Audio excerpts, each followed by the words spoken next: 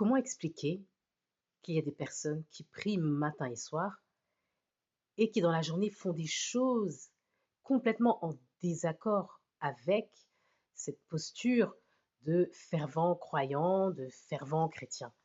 Comment expliquer cela? Et parce que justement, la connexion qui a été inculquée n'est pas celle qui communique avec le divin. Il y a uniquement le mental, l'esprit à ce stade dans cette pratique de discipline religieuse qui communique avec le divin. Alors que il faut chercher autre chose. Au-delà d'être juste discipliné de prier tous les jours à telle heure, à la même heure, et même de pleurer pendant ses prières, il faut chercher autre chose. Il faut aller chercher l'élévation spirituelle, il faut aller chercher le discernement spirituel, il faut chercher. Et si encore dans les prières, c'est ce qui était demandé? Mais non, mais non, ce n'est pas le cas.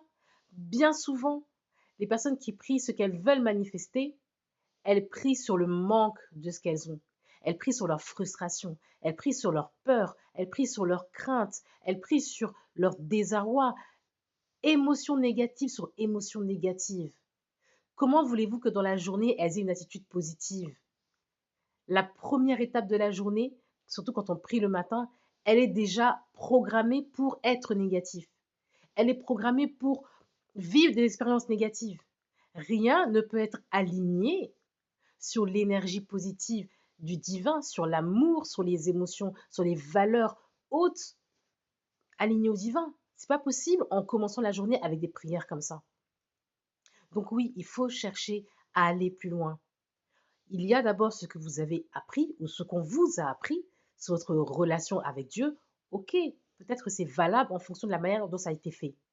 Mais il ne faut pas s'arrêter à ça. Il faut tout le temps chercher à se renouveler, tout le temps à chercher à renouveler sa connexion avec le divin. Et qu'est-ce que vous voulez faire de cette connexion? Et comment elle va s'exprimer au quotidien? Parce que c'est justement les actions que vous allez faire au quotidien en vous adressant à quelqu'un dans la rue, en s'arrêtant sur une personne, en accordant un service, en peut-être en pensant à quelqu'un, en faisant un geste pour quelqu'un. C'est tous ces éléments-là, point par point, qui vont montrer la manifestation de votre connexion avec le divin. Mais non. Il y en a qui prient, donc qui ont une face envers le divin, et il y en a qui vont dans leur vie, dans leur quotidien, avec une autre face, et qui n'a rien à voir avec celle du divin. Mais posez-vous les bonnes questions. Commencez à chercher. Quand vous cherchez, on vous a dit dans la Bible, cherchez et vous trouverez. Demandez et vous recevrez. Commencez à demander à avoir le discernement. Commencez à demander à vous élever spirituellement. Commencez à demander à avoir le discernement pour savoir, oui, ça c'est une parole que je dois prononcer, ça, que je dois adresser à cette personne, et ça c'est une parole que je dois me garder de dire. Ça c'est une parole que je dois même ne pas m'adresser à moi-même, parce que les paroles que vous adressez à vous-même tout au long de la journée, tout au long de votre vie comptent également, et c'est celles qui ont le plus d'impact sur votre vie et sur ce que vous manifestez dans votre vie.